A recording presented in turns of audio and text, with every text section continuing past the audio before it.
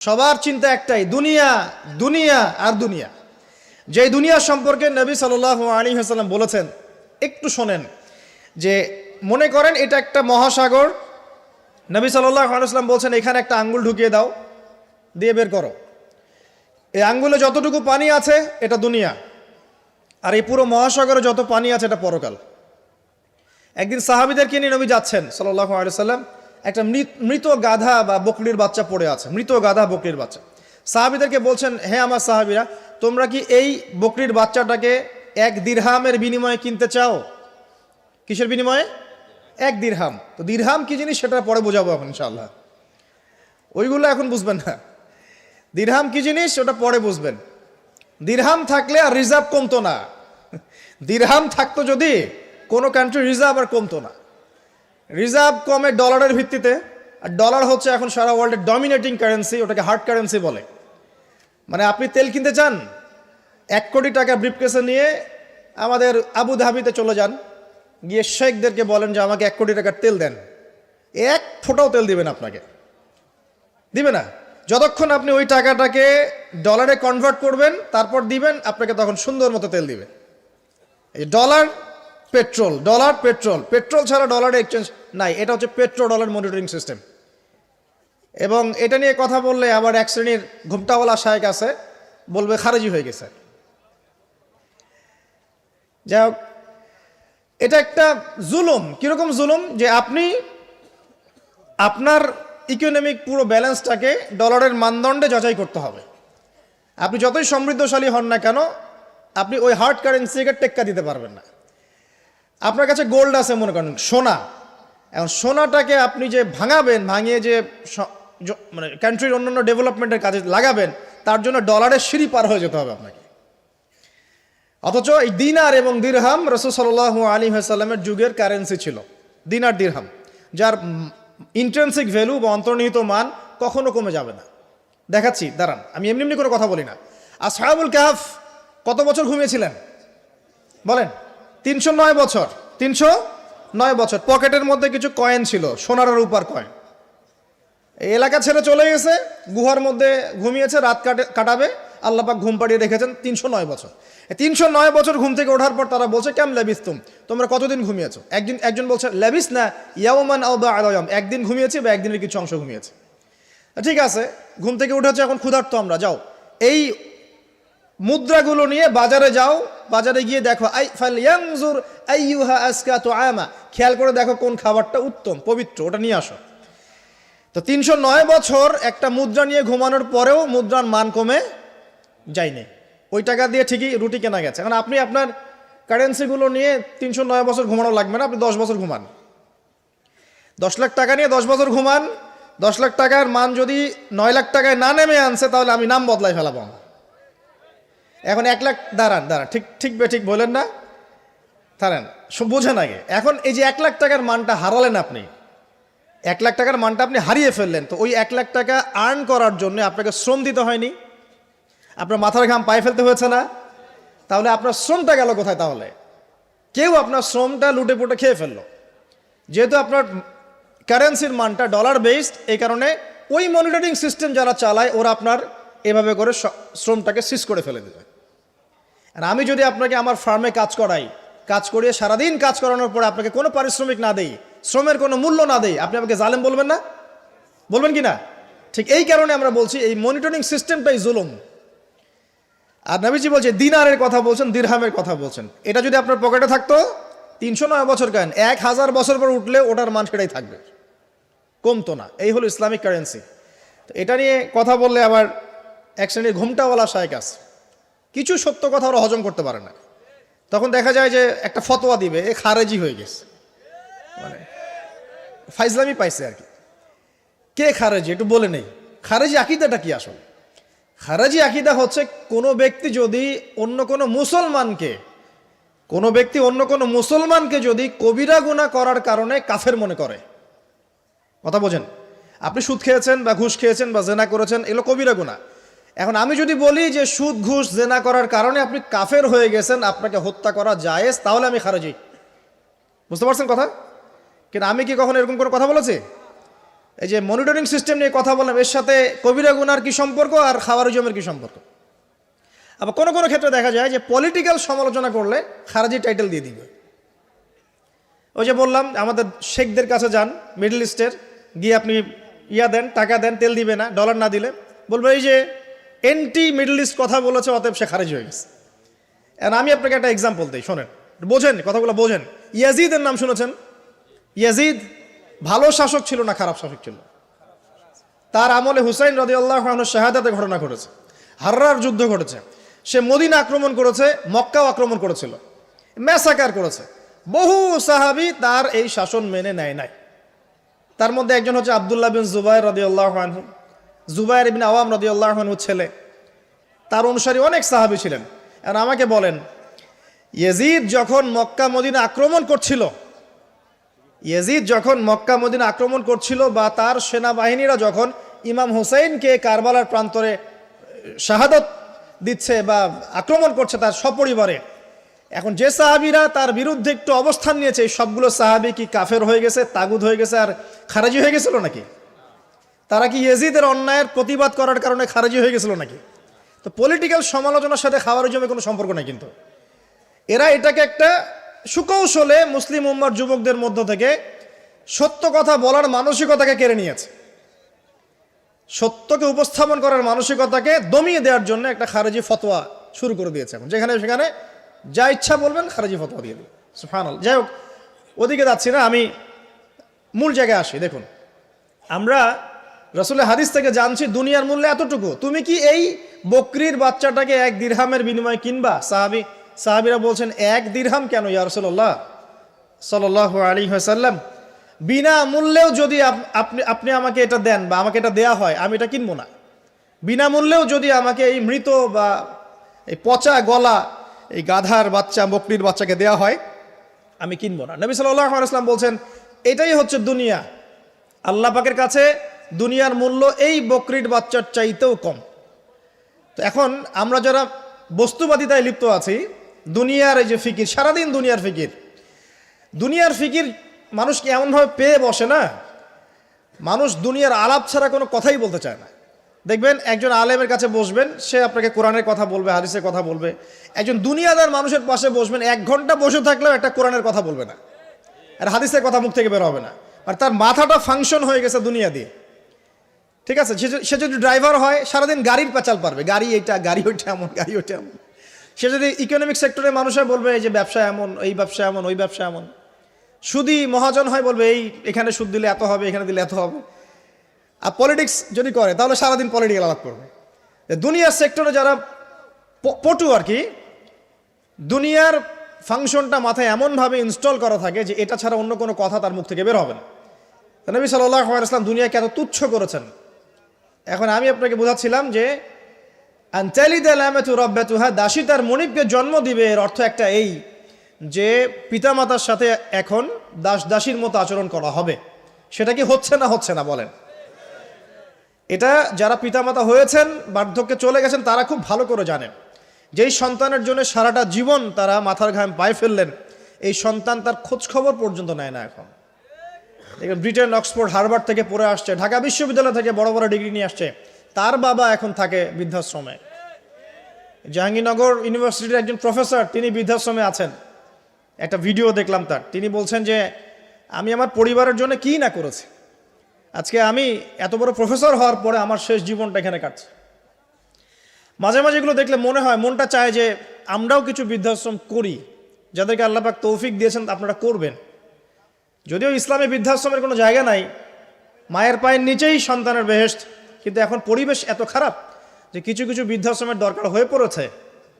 জাতীয় একটা দৈনিক পত্রিকা দেখলাম, তারা বলছে যে এখন বৃদ্ধাশ্রম সময়ের দাবি হয়ে গেছে, বৃদ্ধাশ্রম এখন সময়ের দাবি হয়ে গেছে। আপনাদের সামর্থ্য থাকলে আপনারা করবেন। শেষ জীবনটা যেন আমাদের এই বার্ধক্যে উপনীত হওয়া মায়েরা এবং বাবারা, তারা যেন আল্লাহর ইবাদত করে কাটাতে পারে এমন একটা পরিবেশ তৈরি করে দিবেন। টেনশন ফ্রিভাবে তারা যেন 3 বেলা খায়, জিকির আজগার করে, তাসবিহ তাহলিল করে, কোরআন তেলাওয়াত করে, শেষ জীবনটা যেন ঈমান ইসলামের উপর থেকে মৃত্যুবরণ করতে পারে, এরকম একটা ব্যবস্থা করে দেন। ইনশাআল্লাহ বহুত নেকি হবে ইনশাআল্লাহ। আল্লাহ পাক আপনাকে বরকত দিবেন ইনশাআল্লাহ। এটা একটা ব্যাখ্যা হতে পারে। সেকেন্ড ব্যাখ্যা হতে পারে এই দাসী তার মনিবকে জন্ম দিবে অর্থ হচ্ছে এই যে সমাজের ন্যায় অন্যায় হক বাতিলের মানদণ্ড উল্টে যাবে, কারণ দাসী মনিবকে জন্ম দিতে পারে না। পারে? তার মানে একটা ব্যাখ্যা এটাও হতে পারে সত্য মিথ্যা হয়ে যাবে, মিথ্যা সত্য হয়ে যাবে কিয়ামতের আগে আগে, হক বাতিল হয়ে যাবে, বাতিল হক হয়ে যাবে। ঠিক এটাও অন্যান্য হাদিসে এসেছে, সত্যবাদীকে বলা হবে মিথ্যাবাদী, মিথ্যাবাদীকে বলা হবে পরম সত্যবাদী। যে ব্যক্তি আমানতদার তাকে বলা হবে খেয়ানতকারী, যে খেয়ানতকারী তাকে বলা হবে পরম আমানতদার। এটা হচ্ছে না এখন আমাদের এই বিজি শহরগুলোতে, এটা হচ্ছে না। আমাদের এখানে বিশ্বাসটা এতই কমে গেছে, দেখবেন কোনো মানুষ যদি সেধে কাউকে খাওয়ায়, আসেন হোটেলে বসেন খান, সন্দেহের চোখে তাকাবে যে না জানি আমাকে কি খাওয়াই দিল, আমাকে খাওয়ায় আবার কি লুটপাট করে, তাই না? দেখেন আমাদের শহর থেকে বিশ্বাসটা কমে গেছে না? একটা বন্ধন টিকে থাকে বিশ্বাসের উপরে। আমি বলি যে একটা সম্পর্ক শুধুমাত্র ভালোবাসার ভিত্তিতে টিকে থাকে না, ভালোবাসার চেয়ে বড় জিনিস হচ্ছে বিশ্বাস। আর সেই বিশ্বাস যখন উঠে যায় তখন পরিবার ভেঙে যায়, স্বামী স্ত্রীর বন্ধন ভেঙে যায়, সামাজিক কাঠামো ভেঙে যায়। আমাদের সমাজ থেকে বিশ্বাসটা উঠে গেছে, দেখবেন কেউ কাউকে বিশ্বাস করতে পারে না। হ্যাঁ, তো এই যে বস্তুবাদিতা আমাদের বিশ্বাসটাকে নষ্ট করে ফেললো।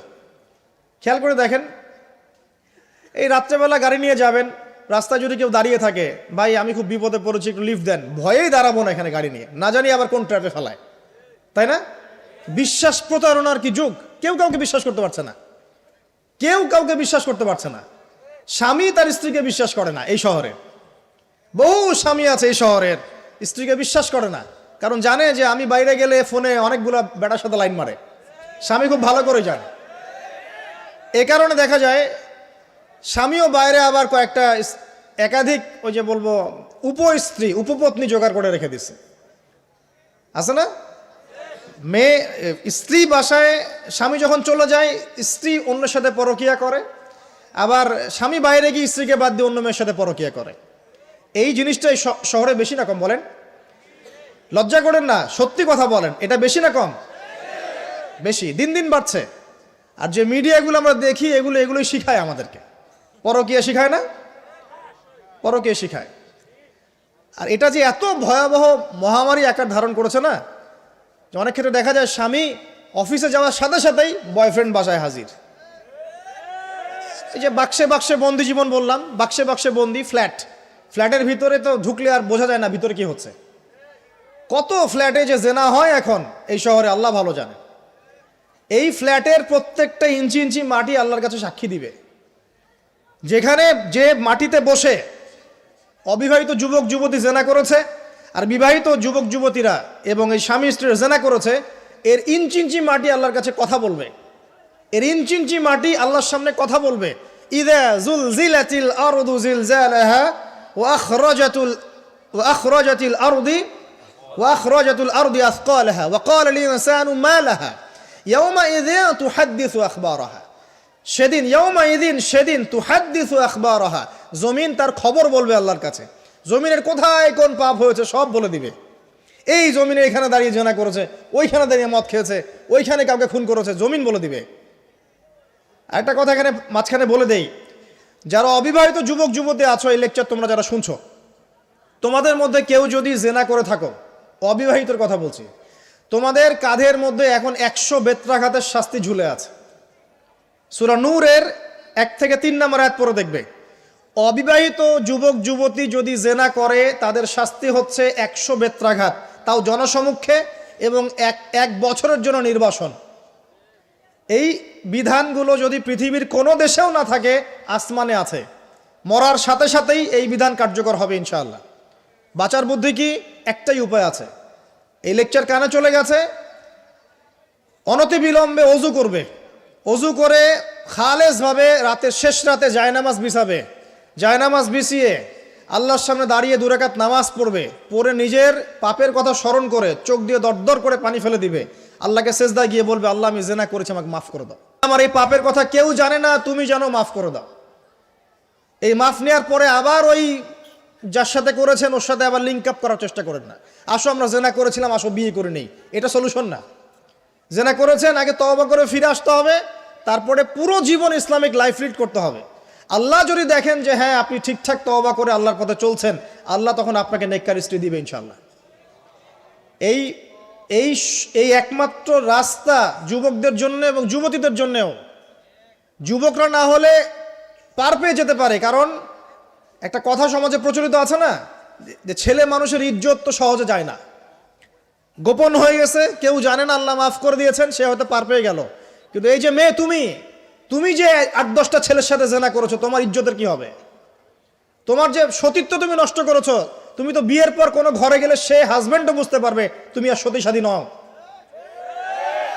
তখন তোমার কি হবে? এটা গেল স্বেচ্ছায় জেনা। আর যদি আপনি ধর্ষণ করে থাকেন কাউকে, তাহলে তার হক তাকে ফেরত দিতে হবে। কিভাবে দিবেন সেটা আপনার বিষয়। আল্লাহর কাছে ক্ষমা চান, ইস্তেগফার করেন। জেনার ফলশ্রুতিতে সমাজে মহামারী নেমে আসে। জেনা, পরকীয়া, অশ্লীলতার কারণে সমাজে এমন সব রোগ ব্যাধির উদ্ভব হয় যেগুলো কখনো ছিল না। এই শহরটা জেনার শহর, আমাদের এই ঢাকা শহর জেনার শহর।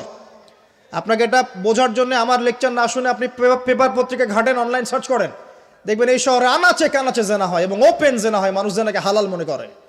এই শহরের যুবক যুবতী যারা একে অপরের সাথে বয়ফ্রেন্ড গার্লফ্রেন্ড কালচারে লিপ্ত আছে, এটাকে তারা হালাল মনে করে, কেউ হারামও মনে করে না।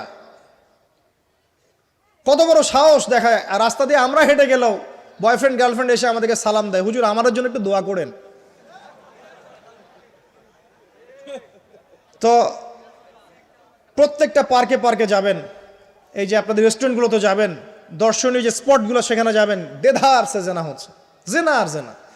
আমি এই যুগের কথাই বলছি। নবী সাল্লাল্লাহু আলাইহি ওয়াসাল্লাম বলছেন, আমাদের নবী বলছেন, আমার উম্মতের একটা অংশ, সবাই না, আমার উম্মতের একটা অংশ অবশ্যই জেনাকে হালাল করে নেবে, অবশ্যই মদকে হালাল করে নেবে, মদ পান করবে কিন্তু মদের নাম অন্য দিবে, এবং তারা গান বাজনা বাদ্যযন্ত্র নর্তকীদেরকে হালাল মনে করে নিবে। নবী সাল্লাল্লাহু আলাইহি ওয়াসাল্লাম বলেছেন, যখন সমাজে এরকম পাপ বাড়ে তখন সমাজে এমন সব রোগ ব্যাধি আসে যা আগে কখনো ছিল না। এবং এদের ব্যাপারে নবীজি বলেছেন, একদিন সকালবেলা আল্লাহ পাক এদেরকে বানর এবং শুয়োর বানিয়ে দিবেন। কিয়ামতের আগে এই ঘটনাও ঘটবে, বিকৃত হবে। ভূমিধস, ভূমিকম্প, ভূমিধস এবং আকৃতির বিকৃতি, এগুলো আযাব আসবে আল্লাহর পক্ষ থেকে। এই জেনা, এই ব্যভিচার, এই পরকীয়া, নোংরামি, অশ্লীলতার কারণে ঘরে ঘরে এগুলা বয়ফ্রেন্ড গার্লফ্রেন্ড কালচার। কেউ মনে করে না যে এগুলা হারাম, কেউ মনে করে না যে আমার এই যে সহপাঠী আমার গায়রে মাহরাম। এই গায়রে মাহরাম শব্দটাই নাই। কাজিন, চাচাতো বোন, মামাতো বোন, খালাতো বোন, এই যে কাজিন, এরা জেনা করছে।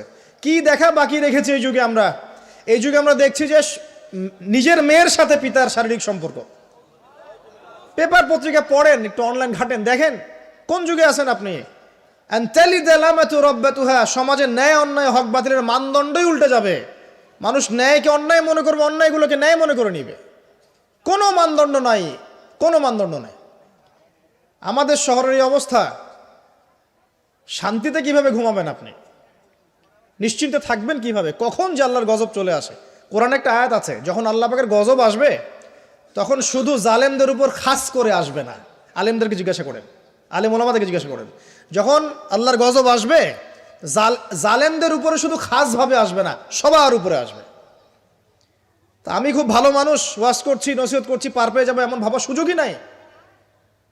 আপনাকে আপনার সাধ্য মতো অন্যায়ের প্রতিবাদ করার চেষ্টা করতে হবে। লা তা'মুরুন্না বিল মা'রুফ, নবীজি বলছেন অবশ্যই তোমরা সৎ কাজের আদেশ করো। ওয়ালা তানহাউন্না আনিল মুনকার, অবশ্যই অসৎ কাজে নিষেধ করো।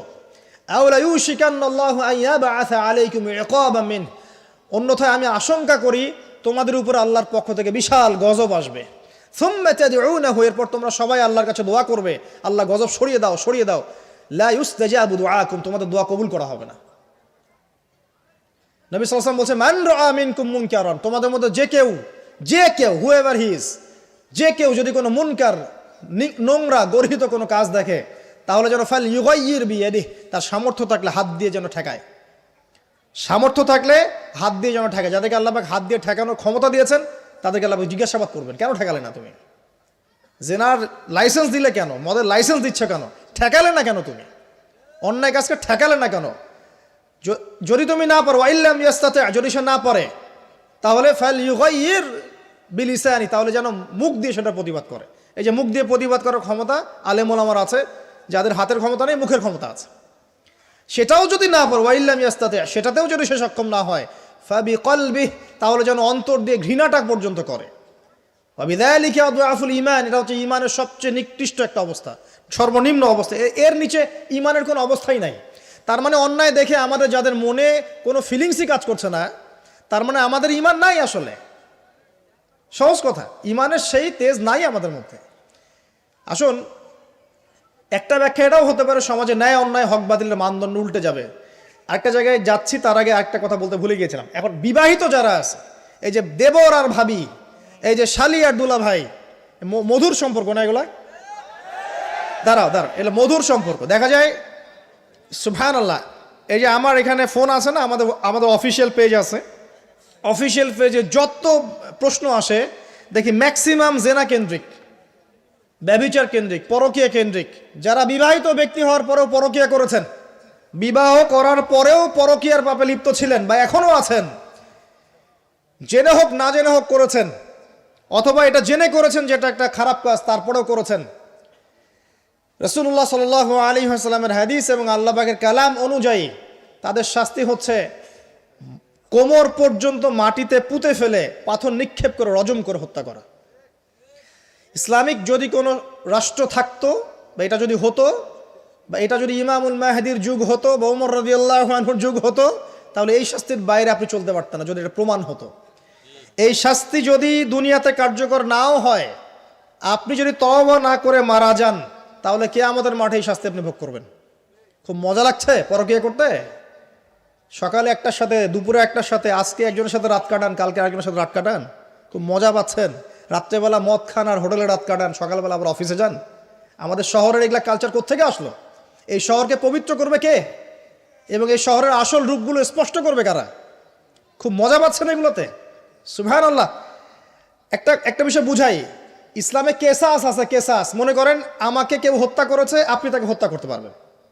মনে করেন আপনি কাউকে হত্যা করেছেন, ঠিক আমাদের লজের মতো, কেউ যদি কাউকে হত্যা করে তাকে ফাঁসি দেওয়া হয় না, এরকমই কেউ যদি কাউকে হত্যা করে, ইসলামের বিধান কেসাস করা, মানে হাতের বদলে হাত, চোখের বদলে চোখ, কানের বদলে কান, নাকের বদলে নাক, জানের বদলে জান, যদি প্রমাণ হয়।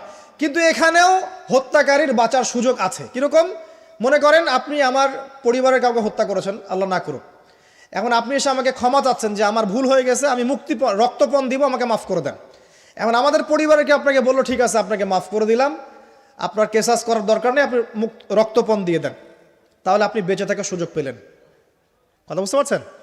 আরেকটা হচ্ছে মুরতাদ। মনে করেন কেউ ইসলামের কিছু বিষয়কে অস্বীকার করেছে, তাকে জেলখানায় বন্দি করে রাখা হবে, সুযোগ দেওয়া হবে যে আপনি কি এগুলো জেনে শুনে বলেছেন, নাকি এর উপর অটল থাকবেন না ফিরে আসবেন। সে যদি বলে না আমি তওবা করলাম, আমি এগুলো থেকে ফিরে আসলাম, ও বেঁচে থাকার অধিকার পেয়ে গেল।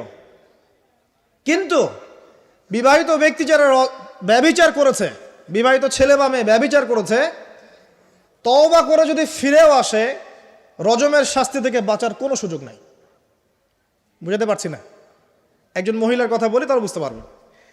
এটা একজন মহিলা সাহাবীর ক্ষেত্রেও হয়েছে, একজন পুরুষ সাহাবীর ক্ষেত্রেও হয়েছে। আচ্ছা, পুরুষ সাহাবীর কথা বাদ দিয়ে মহিলা সাহাবীর কথাটা বলি। মহিলা সাহাবী এসেছেন, এসে নবীজিকে বলছেন, ইয়া রাসূলুল্লাহ তাহিরনি, আমাকে পবিত্র করুন, আমি একটা অন্যায় করেছি, আমি বিশাল একটা অন্যায় করেছি। নবী সাল্লাল্লাহু আলাইহি ওয়াসাল্লাম বলছে, কি করেছো তুমি? তখন সে বলছে, আমি জিনা করেছি। নবী সাল্লাল্লাহু আলাইহি ওয়াসাল্লাম বলছেন, বাসায় যাও, বাসায় গিয়ে আল্লাহর কাছে তওবা করো, আল্লাহ পাক মাফ করে দিবেন। নবীজি এটাকে হাইড করতে চাচ্ছেন। কারণ কি? যখন আপনি কেস আদালতে নিয়ে যাবেন, তখন তো উপায় নাই, আপনাকে তো বিচার করতেই হবে। তুমি বাসায় ফিরে যাও, তওবা করো, আল্লাহ মাফ করে দিবেন। সে মহিলা নাছোড়বান্দা, না আমার বিচার করে দেন, আমার বিচার করে দেন, পরকালে আমি শাস্তি পেতে চাই না, দুনিয়াতে আমার বিচার করে দেন। নবী সাল্লাল্লাহু আলাইহি ওয়াসাল্লাম বলছে, তুমি কি গর্ভবতী হয়েছো? হ্যাঁ, জেনার কারণে আমি গর্ভবতী হয়ে গেছি। এরকম হচ্ছে না এখন? আর যে অ্যাবর্শন করছে না, ওই যে ক্লিনিকে গিয়ে, এটাও ট্রেন্ড হয়ে গেছে। হইল, সমস্যা কোথায়? কি এমন হয়েছে? আমার কি কেরিয়ার নষ্ট হয়ে গেছে? ফ্যামিনিস্ট নোংরা মেয়ে কোথাকার। তারপরে এই মেয়ে বলছে, হ্যাঁ আমি গর্ভবতী হয়েছি ইয়া রাসূলুল্লাহ। নবী সাল্লাল্লাহু আলাইহি ওয়াসাল্লাম বলছেন, বাসায় ফিরে যাও, সন্তান যখন খালাস হবে তারপরে এসে বিচার করে দেব। 9 থেকে 10 মাস সে এই সন্তানকে গর্ভে ধরলো।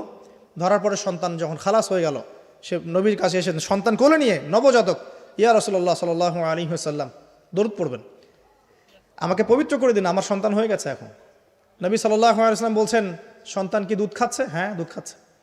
তাহলে তুমি তাকে দুধ পান করাও। কত বছর দুধ পান করাতে হয়? 2 বছর। 2 বছর দুধ পান করাও, দুধ পান করা শেষ হবে, তারপরে এসে তোমার বিচার করে দিব। এবার 2 বছর দুধ পান করানোর পর এই মহিলা এসেছে, সন্তানের হাতে একটা রুটি। নবীজিকে বলছেন, ইয়া রাসূলুল্লাহ সাল্লাল্লাহু আলাইহি ওয়াসাল্লাম, আমার সন্তান এখন রুটি খেতে পারে, আমার সন্তান এখন রুটি খেতে পারে, আমার বিচার করে দিন। তখন নবী সাল্লাল্লাহু আলাইহি ওয়াসাল্লাম বলছেন, সাহাবীরা, তোমাদের মধ্যে কেউ কি আছো এই সন্তানের দায়িত্ব নিবে? একজন আনসার সাহাবী বলছেন, আমি দায়িত্ব নিব। তখন এই আনসার সাহাবীর কোলে নবী সাল্লাল্লাহু আলাইহি ওয়াসাল্লাম এই বাচ্চাকে তুলে দিলেন। তুলে দেওয়ার পর খালিদ বিন ওয়ালিদ রাদিয়াল্লাহু আনহু অন্য সাহাবীদেরকে বললেন, যাও এই মহিলাকে নিয়ে যাও, কোমর পর্যন্ত গেড়ে দিয়ে রজম করে হত্যা করবে। এবার এই মহিলাকে নিয়ে যাওয়া হচ্ছে, একটা কথা বানিয়ে বলছি না, এই আপনার আলেম ওলামা যারা আছেন জিজ্ঞাসা করবেন কওমি মাদ্রাসার।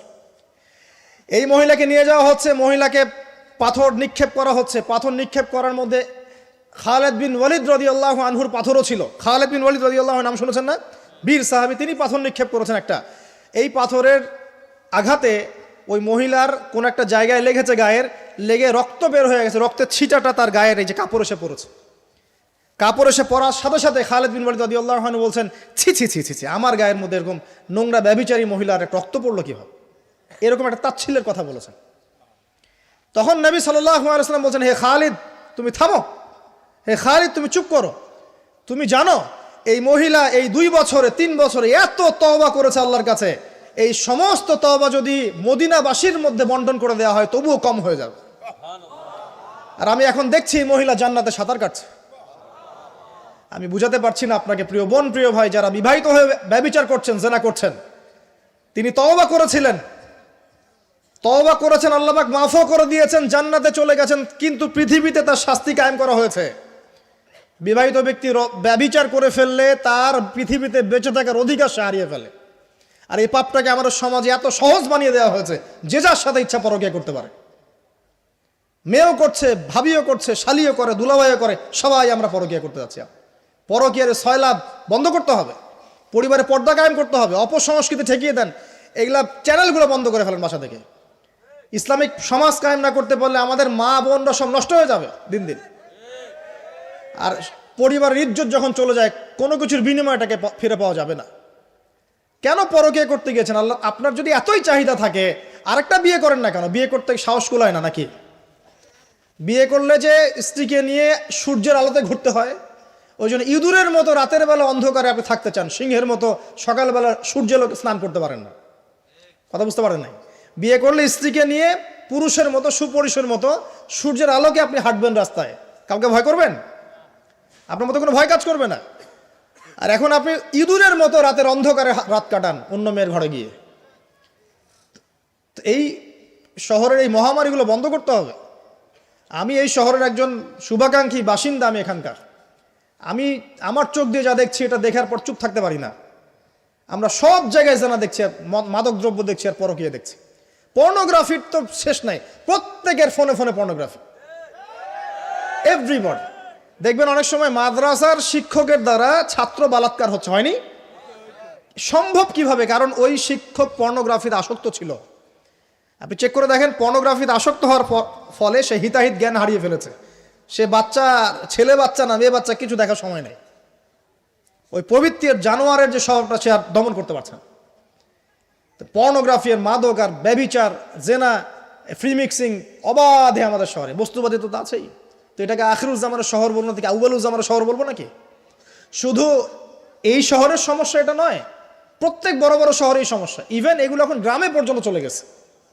এগুলো গ্রামেও চলে গেছে, গ্রামে আরও বেশি আছে। দেখবেন শহরের ছেলেরা তো জিন্স আর টি শার্ট পরা মেয়েদেরকে দেখে অভ্যস্ত না, এরা না একটু কন্ট্রোল করতে পারে। আর যখন একটা গ্রামের ছেলে পর্নোগ্রাফি দেখবে, সে তো আর নিজেকে কন্ট্রোল করতে পারে না। বুঝতে পারছেন না? আমাদের শপিং মলগুলোতে গেলে আমরা দেখি টি শার্ট আর গেঞ্জি পরা মেয়ে ঘুরছে, তাই না? এটা দেখতে দেখতে অভ্যস্ত আমরা, এই জন্য আমরা কন্ট্রোল করতে পারি কিছুটা হলেও, তাই না ছেলেরা? কিন্তু গ্রামের ছেলে মেয়ে যারা, তারা কিন্তু পর্ন দেখলে আর কন্ট্রোল করতে পারে না। দেখুন গ্রামে ধর্ষণ দিন দিন বাড়ছে, day by day, day by day. এই সমস্যাগুলো বড় বড় প্রত্যেক বিগ সিটিজ অ্যান্ড টাউনে এই সমস্যা, একই সমস্যা। এর ছড়ালো কারা? ওই পশ্চিমাদের থেকে এই সমস্ত বিশ্বে এগুলো ছড়িয়ে গেছে। এরা এমন একটা সভ্যতা যারা প্রত্যেকটা পাপকে গ্লোবালাইজেশন করে দিয়েছে। সুদ খেয়েছে, সারা বিশ্বে ছড়িয়ে দিয়েছে। মদ খেয়েছে, সারা বিশ্বে ছড়িয়ে দিয়েছে। জেনা করেছে সারা বিশ্বে ছড়িয়ে দিয়েছে। ফ্যামিলিস্ট রেভলিউশন সারা বিশ্বে ছড়িয়ে দিয়েছে। ব্যাংকিং, সুদভিত্তিক ব্যাংকিং সিস্টেম সারা বিশ্বে ছড়িয়ে দিয়েছে। প্রত্যেকটা সমস্যা দেখবেন ওখান থেকে সারা বিশ্বে ছড়িয়ে গেছে। আর আমরা মনে করি ওরাই নাকি মানবতার মুক্তির পথ দেখাবে। সুবহানাল্লাহ। ওরা তো ছেলে ছেলে বিয়ে করে। যে সম্প্রদায় ছেলে ছেলে বিয়ে করে ও আমাকে ভালো মন্দ শিখাবে? ওখানে তো একটা প্রত্যেক 10 সেকেন্ডে একটা করে মেয়ে রেপ হয় আফ্রিকান কন্টিনেন্টে। জার্মানির, আমি পর্নোগ্রাফির একটা লেকচার দিয়েছি দেখবেন, নীল দর্পণ, ওখানে সব ডিটেলস দিয়েছে। জার্মানি, ব্রিটেন বলেন, আমেরিকা বলেন, এই প্রত্যেকটা কান্ট্রির মধ্যে প্রত্যেক মিনিটেই একটা করে মেয়ে ধর্ষণের শিকার হচ্ছে। ওরা আমাকে শিখাবে নারীর স্বাধীনতা অধিকার? আমার কাছে কোরআন এবং সুন্নাহ আছে, রাসূল আছেন, আমার কাছে আল্লাহ আছেন। এগুলোকে বাদ দিয়ে তোমার কথা শুনতে হবে আমাকে? এরা আমাদেরকে বাঁচাবে না, বরং এরা সারা বিশ্বে ইয়াজুজ মাজুজের মতো ফিতনার ফাসাদ সৃষ্টি করে বেড়াচ্ছে। আসুন, একটা ব্যাখ্যানে অনেক কথা হয়ে গেল। আল্লাহর ওয়াস্তে যুবক যুবতী যারা আছো, লেকচার যদি কানে যাবে, আজকেই জেনা থেকে তওবা করতে হবে। জেনার ধার কাছে যাওয়া যাবে না। হালালভাবে বিয়ে করো। যদি তোমার খুব যৌন চাহিদা থাকে, তোমার অনেক চাহিদা, তোমার অনেক সম্পত্তি আছে, ব্যালেন্স করতে পারো, একাধিক বিয়ে করো, কি সমস্যা? পরকীয়া করতে যাচ্ছেন কি জন্য? করবেন না। আর হালাল উপার্জনের সোর্স হয়ে গেছে, অবিবাহিত থাকার দরকার নাই, বিয়ে করে ফেলেন। বিয়ে আপনার জীবনটাকে সুশৃঙ্খলতা নিয়ে আসবে। আমি গার্ডিয়ানদেরকে রিকোয়েস্ট করবো যে বিয়েটাকে সহজ করে দেন, কঠিন জটিল করেন না, জেনা বাড়তে থাকবে। না হলে যে সন্তান, যে ছেলেটাকে মেয়েটাকে ছোট মনে করছেন না, ছোট নাই, সে অলরেডি 4-5 ঘাটের পানি খেয়ে আসছে দেখবেন। আপনারা পরিসংখ্যান দেখেন, বাংলাদেশের ইয়াং ইউথ জেনারেশন যারা আছে, এদের মধ্যে ম্যাক্সিমামই বিবাহ বহির্ভূত সম্পর্ক স্বাদ পেয়ে গেছে অলরেডি। স্কুল কলেজ পাশ করেনি, এখন পর্যন্ত যৌন সম্পর্ক করে বসে আছে। আর ছোট ছোট মেয়েগুলোকে ছোট মনে হয়, বদের হাড্ডি সবগুলা। সব জায়গায় দেখবেন এরা বেশি বদের হাড্ডি। কেন বলছি জানেন? এরা ছেলেদেরকে সিডিউস করে। ভালো মেয়ে কোথায় খুঁজে পাবেন এখন? খুব রেয়ার, খুবই ডিফিকাল্ট। এমনকি আর ভিতরে কথা বলতে গেলাম না, আমার ফ্যামিলির, আমাদের স্ত্রীরা তো মাদ্রাসায় পড়েছে, পড়ে নাই? ভিতরে কথা বলতে গেলাম না, মাদ্রাসায় পড়া মেয়ে কেমন করে এগুলা কাজ করতে পারে? অতএব বিয়েটাকে সহজ করেন, জেনাটাকে বন্ধ করেন, পরকীয়া রাস্তা বন্ধ করেন। এগুলো শাস্তি দুনিয়াতে না পেলেও পরকালে পেতে হবে। কিন্তু রাসূলুল্লাহ সাল্লাল্লাহু আলাইহি ওয়াসাল্লাম মেরাজের রাতে গিয়ে দেখে এসেছেন যে একটা চুলা দেখেছেন, চুলা তন্দুর চুলার মতো, নিচের দিকটা ফাঁপা, উপরের দিকটা সরু, আগুন জ্বলছে দাউ দাউ করে, এক শ্রেণীর মানুষকে পোড়ানো হচ্ছে। আগুন যখন ফ্লো বাড়ছে, মানুষ উপরে আসছে, ফ্লো কমছে, নিচে নামছে, এভাবে আর কি। রাসূলুল্লাহ সাল্লাল্লাহু আলাইহি ওয়াসাল্লাম জিজ্ঞাসা করলেন, ইয়া জিবরিল, এরা কারা? জিবরাইল আলাইহিস সালাম বলছে, এরা আপনার উম্মতের সেই সব ব্যক্তি যারা জেনার পাপে লিপ্ত ছিল, এবং তাদের এই আযাব থেকে এত দুর্গন্ধ বের হচ্ছে কল্পনা করতে পারবেন না। আর এক শ্রেণীর লোককে দেখেছেন, সামনে এই যে ভালো গোশত, পাশে খারাপ পচা গোশত, বসে বসে পচা গোশত খাচ্ছে, ভালো গোশত খাচ্ছে না। শাস্তি হচ্ছে কবরে, বারজাখের জগতে। নবী জিজ্ঞাসা করছেন, এরা কারা? জিবরাইল আলাইহিস সালাম বলছে, এরা হচ্ছে আপনার উম্মতের সেই সব ব্যক্তি যাদের ঘরে পবিত্র স্বামী ছিল, পবিত্র স্ত্রী ছিল, তাদের সাথে সন্তুষ্ট না থেকে তারা পরকীয়া করেছে। আল্লাহ পাক আমাদের শহরটাকে হেফাজত করুন। আমি এখানে একটাই সলিউশন, ইসলামিক অনুশাসন, আদারওয়াইজ অন্য কোনো সলিউশন নাই। কতক্ষণ ভালো থাকবেন আপনি? চতুর্দিক থেকে আপনাকে জেনায় উদ্যুক্ত করা হচ্ছে। আপনি অনলাইনে ঢোকেন, এই যে ফোনটা নেন, ফেসবুকে ঢোকেন, ইউটিউবে ঢোকেন, খালি জেনা আর জেনা। মানে জেনাটাকে এমনভাবে দেখানো হয় যে কি যে মজার একটা বিষয়, কি যে মজা একটা। অথচ জানেন জেনার মধ্যে যার্রা পরিমাণ কোনো সুখ নাই। আপনি হালালভাবে বিয়ে করেন, আপনি যে সুখটা পাবেন, আপনি শত শত জেনা করলে সে সুখ পাবেন না। এটাকে দেখানো হয়, এই যে পর্নোগ্রাফি যা দেখায় সবই ভুয়ার বানোয়াট। এটা টোটালি বানোয়াট জিনিস। শুটিং আছে না, শুটিং, ওই যে নায়ক নায়িকা নাচানাচি করে, শ্যুট করে না, ঠিক সেমভাবে এটাকে শ্যুট করা হয়। এগুলো শুটিং জাস্ট, আর কিছু না। তো কেন ছড়িয়ে দেওয়া হলো? কারণ মুসলিমদের ইমান, তাদের তাকওয়া, তাদের কলবের যে নূর, এটাকে নষ্ট করার জন্য। কারণ মুসলিম যুবকরা যদি ইসলামের আলোয় উদ্ভাসিত হয়, তাদেরকে ঠেকানো তো এত সহজ নয়। তাদের দ্বারা ইনশাআল্লাহ দেশ, জাতি এবং উম্মার খেদমত হবে। এই কারণে তারা সুকৌশল এটা করেছে। হয়ে গেছে, বিয়ে করে ফেলেন, পারিবারিক আদর্শ ঠিক করেন, পরিবারে চাল ডাল নাই, পরিবারে পর্দা যেন থাকে। পরিবারে চাল ডাল নাই, পরিবারে পর্দা থাকতে হবে। পরিবারে খাবারের সংকট আছে, থাক, পরিবারে নামাজ থাকতে হবে, তালিম থাকবে, কোরআন থাকবে, সন্তানদেরকে ইসলামিকভাবে প্রতিপালন করতে হবে। শেষ জামানার আলামতগুলো যখন দেখা যাচ্ছে, এখন আর আয়েশ করে বসে থাকার কোনো সুযোগ নাই। সর্বপ্রথম নসিহাত, পড়াশোনা করুন, বস্তুবাদিতা থেকে বেরিয়ে আসুন, ম্যাটেরিয়ালিজম থেকে বেরিয়ে আসুন, পরকালের বান্দা হয়ে যান। পরকাল ঠিক আছে, তারপর দুনিয়া ঠিক করেন। অল্পতে সন্তুষ্ট থাকার চেষ্টা করেন। এত বেশি প্রয়োজন নয় আমাদের। দুনিয়ার জীবনে এসেছি একটা পানির মতো, হাতের মধ্যে লেগে থাকা পানি, আর পরকালটা পুরো মহাসমুদ্র। মৃত গাধার মতো দাম নয় আল্লাহর কাছে দুনিয়ার। অতএব এত বেশি ফোকাস করার দরকার নেই। যতটুকুতে আমাদের হয়ে যায় ব্যাস সন্তুষ্ট থাকেন। মা বোনদেরকে পর্দা রাখার চেষ্টা করেন। আপনার মেয়ের দিকে খেয়াল রাখেন, মেয়ের দিকে খেয়াল রাখেন। এই 8 বছর 9 বছর মেয়ে হয়ে গেছে, ওর দিকেও খেয়াল রাখতে হবে আপনাকে। প্রচুর বাচ্চাদের উপরে অ্যাবিউজিং বেড়েছে, বাচ্চাদের উপরে অ্যাবিউজিং প্রচুর বেড়ে গেছে। ছোট ছোট বাচ্চাদেরকে রেপ করা হচ্ছে এখন। বাসায় পর্দা খুব স্ট্রিক্টলি মেনটেন করতে হবে। এই বয়ফ্রেন্ড গার্লফ্রেন্ড কালচার বাদ দেন। এই জেনার নামে বয়ফ্রেন্ড গার্লফ্রেন্ড কালচার বন্ধ করেন, ফ্রি মিক্সিং বন্ধ করেন। আপনার মেয়েকে পড়াতে চান, আপনি মেয়েদের স্কুলে দেন, মেয়েদের কলেজে দেন, মেয়েদের মাদ্রাসায় দেন। ফ্রি মিক্সিং আছে ওখানে দিয়েন না।